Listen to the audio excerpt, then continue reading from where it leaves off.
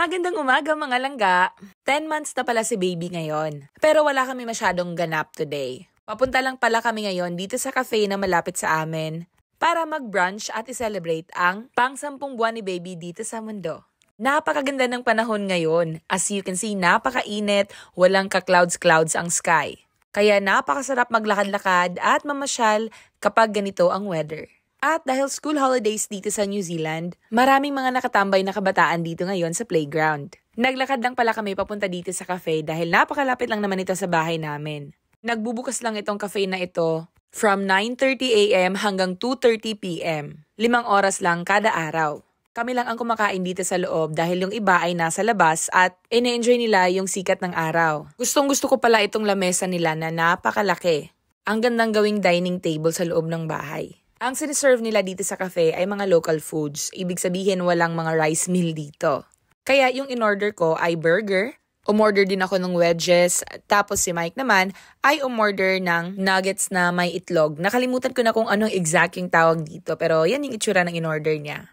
Siyempre si baby dahil hindi ko pa naman siya pinapakain ng mga pagkain na pang grown up, dinalhan ko na lang siya ng pagkain niya para naman hindi siya maglaway sa amin. Ganito yung mga pagkain nila dito mga langga. Kung sa atin, meron tayong kanin. Sa kanila naman dito ay patatas na ginagawa nilang fries or wedges. Or minsan ay sinesteam lang nila or pinapaboil lang nila. Pero ang paborito ko ay itong wedges dahil napakasarap niya. Perfect na isawsaw sa cream cheese. Kaya isa ito sa mga paborito kong pagkain dito. Tapos meron din siyang bacon. Anyway, tikman naman natin itong burger. Medyo pricey pala itong cafe na ito mga langga. Dahil syempre, nandito tayo sa maliit lang na town. Kaya minsan may mga customers dito na nagko-complain kasi ang mahal daw ng kanilang mga pagkain. At ang sinasagot na lang ng tindera dito dahil maliit lang naman ito na town. At malayo pa yung pinagkukuhanan nila ng kanilang mga ingredients. Anyway, pagkatapos pala namin kumain din sa cafe ay pumunta kami sa dairy or sa atin ay sari-sari store. Magsusotanghon soup kasi ako mamaya kaya bibili tayo dito ng vermicelli. Dito pala sa maliit na town na ito ay may malapit na clinic. Kaya kung meron kami mga kailangan na ipa-check up ay dito kami pumupunta. Pero kung kinakailangan namin na pumunta sa malaking hospital, nasa 25 minutes drive lang naman yun from our place. Meron pala kaming na-meet dito. Ay, sa mga taga Misamis lang na? Oh, ay, Usamis? Osami City. Osamis, taga-Osamis si Madam. Ay, sa taga Misamis Occidental, Osami City, Oroquieta, sa Pangdalaga. Happy ako na nagkita kami dito, hindi inasahan. Salamat, ma'am. Oh, thank you. Dahil parehas kami mga Bisaya ni ma'am, nag-usap kami ng mga ilang minuto din. At pagdating namin sa bahay na timingan na dumating na rin yung in-order ko online. Ang bilis nga niyang dumating kasi 2 araw lang, dumating na agad siya. Excited na akong buksan ito dahil regalo ko ito kay Mike at regalo ko rin sa sarili ko. Minsan-minsan lang kami ni Mike na bumili ng mga gamit para sa sarili namin. Lalo na ngayon na may baby na kami. Mas inuuna talaga namin yung pangangailangan ni baby. Pero alam nyo, dahil citizen si baby dito sa New Zealand, meron siyang nakukuhang suporta sa gobyerno. Hindi man ito ganon kalakihan, pero nakakatulong naman talaga ito para sa pagbili ng mga diapers ni baby. Nakakatipid din kasi kami kay baby dahil breastfeed baby siya. Kaya naman yung allowance na nakukuha ni baby ay sobra-sobra pa para sa diaper na budget niya every month. At ito pala yung regalo ko kay Mike. Matagal na niya kasi itong tinitingnan online, kaya binili ko sa kanya para magamit niya tuwing nag-walking kami.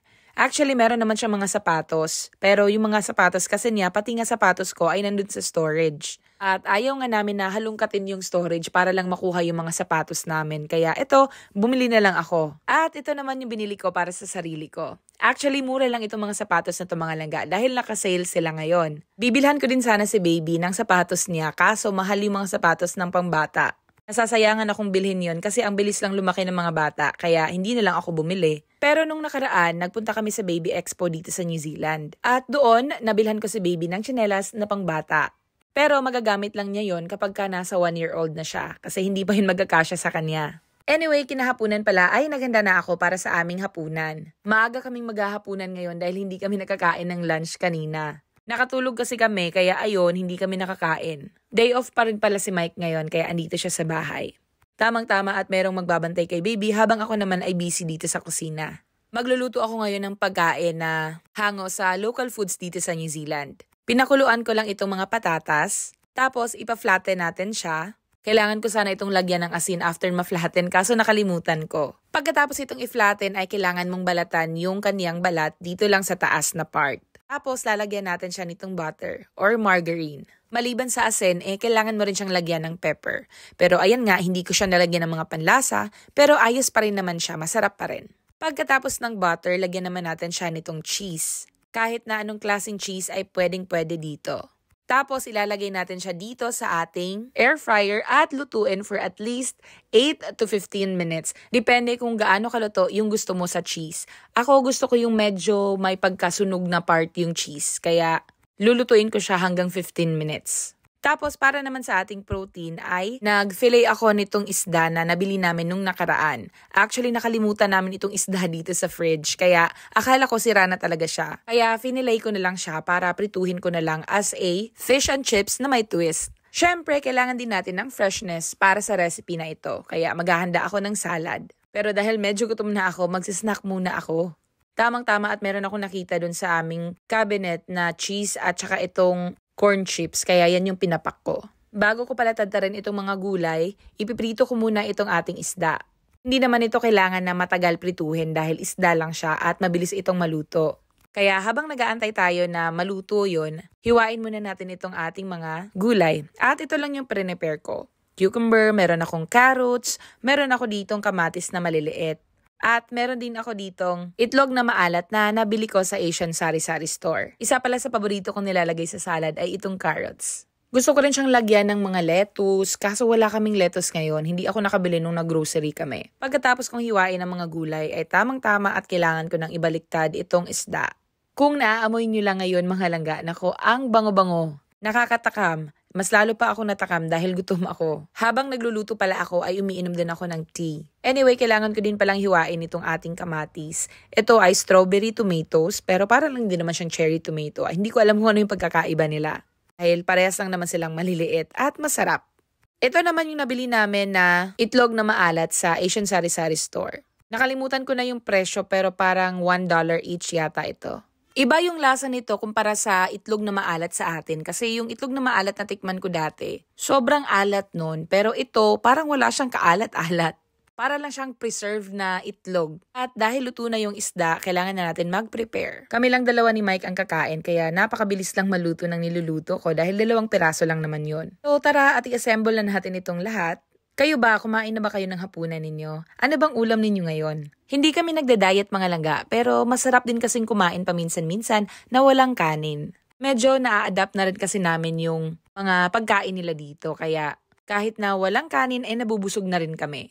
Anyway, dahil hindi natin nalagyan ng asin yung ating mga gulay at itong ating patatas kanina, ngayon ko na lang siya tinimplahan. So, ganyan yung itsura ng ating cheese. Hindi yan sunog mga langga ha. Masarap na masarap pa rin yan. Lalagyan ko din siya nitong dahon ng spinach at kailangan din natin dito ng lemon. May isda na natira kanina sa kawali kaya ito pinapak ko. Ang sarap kasi tamang-tama lang yung pagkaluto ng isda. Ilagay din pala natin itong ating salted egg. At ito na yung itsura ng ating niluto for tonight. Ito ang aking version ng fish and chips with a twist. Tara at samahan nyo kaming kumain ng hapunan. Ako dati, nung bagong dating ko dito sa New Zealand, palagi talaga akong naghahanap ng rice. Hindi pwedeng walang rice kapag ako makain ako. Kayo ba nabubusog din sa ganitong pagkain o kailangan nyo talagang merong kanin? O siya, dito ko na muna tatapusin itong video natin for today. Maraming salamat for watching mga langga. Please don't forget to follow, like, and share. God bless you mga langga. Bye! Marinig.